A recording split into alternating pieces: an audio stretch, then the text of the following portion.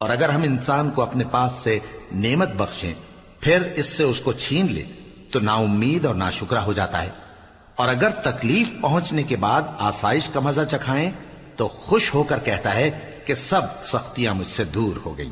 بے شک وہ ہے ہی خوشی میں مست ہو جانے والا، بڑا فخر جتانے والا۔ ہاں، جنہوں نے صبر کیا اور عمل نیک کیے یہی ہیں جن کے لیے بخشش اور اجر عظیم ہے۔ تو شاید تم کچھ چیز وہی میں سے جو تمہارے پاس آتی ہے چھوڑ دو، اور اس خیال سے تمہارا دل تنگ ہو کہ کافر یہ کہنے لگیں کہ اس پر کوئی خزانہ کیوں نہیں نازل ہوا، یا اس کے ساتھ کوئی فرشتہ کیوں نہیں آیا۔ اے نبی، تم تو صرف نصیحت کرنے والے ہو، اور اللہ ہر چیز کا نگہبان ہے۔ کیا یہ لوگ کہتے ہیں کہ اس نے قرآن از خود بنا لیا ہے؟ کہہ دو کہ اگر سچے ہو تو تم بھی ایسی 10 صورتیں بنا لاؤ، اور اللہ کے سوا جس جس کو بلا سکتے ہو بلا بھی لو۔ بس اگر وہ تمہاری بات قبول نہ کریں تو جان لو کہ یہ قرآن اللہ کے علم سے اترا ہے، اور یہ کہ اس کے سوا کوئی معبود نہیں۔ تو کیا تم لوگ اسلام لاتے ہو؟ جو لوگ دنیا کی زندگی اور اس کی زیب و زینت کے طالب ہوں، ہم ان کے اعمال کا بدلہ انہیں دنیا ہی میں دے دیتے ہیں، اور اس میں ان کی حق تلفی نہیں کی جاتی۔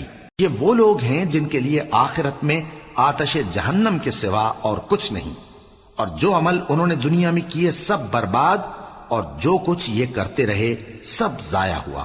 بھلا جو لوگ اپنے پروردگار کی طرف سے دلیل روشن رکھتے ہوں اور ان کے ساتھ ایک آسمانی گواہ بھی اس کی جانب سے ہو، اور اس سے پہلے موسیٰ کی کتاب ہو جو پیشوا اور رحمت ہے، تو کیا وہ قرآن پر ایمان نہیں لائیں گے؟ یہی لوگ تو اس پر ایمان لاتے ہیں، اور جو کوئی اور فرقوں میں سے اس سے منکر ہو تو اس کا ٹھکانہ آگ ہے۔ تو تم اس قرآن سے شک میں نہ ہونا، یہ تمہارے پروردگار کی طرف سے حق ہے، لیکن اکثر لوگ ایمان نہیں لاتے۔ اور اس سے بڑھ کر ظالم کون ہوگا جو اللہ پر جھوٹ باندھے؟ ایسے لوگ اپنے رب کے سامنے پیش کیے جائیں گے اور گواہ کہیں گے کہ یہی لوگ ہیں جنہوں نے اپنے پروردگار پر جھوٹ بولا تھا۔ سن رکھو کہ ظالموں پر اللہ کی لعنت ہے، جو اللہ کے رستے سے روکتے اور اس میں کجی چاہتی ہیں، اور وہ آخرت کا بھی انکار کرتے ہیں۔ یہ لوگ زمین میں کہیں چھپ کر اللہ کو ہرا نہیں سکتے، اور نہ اللہ کے سوا کوئی ان کا حمایتی ہے۔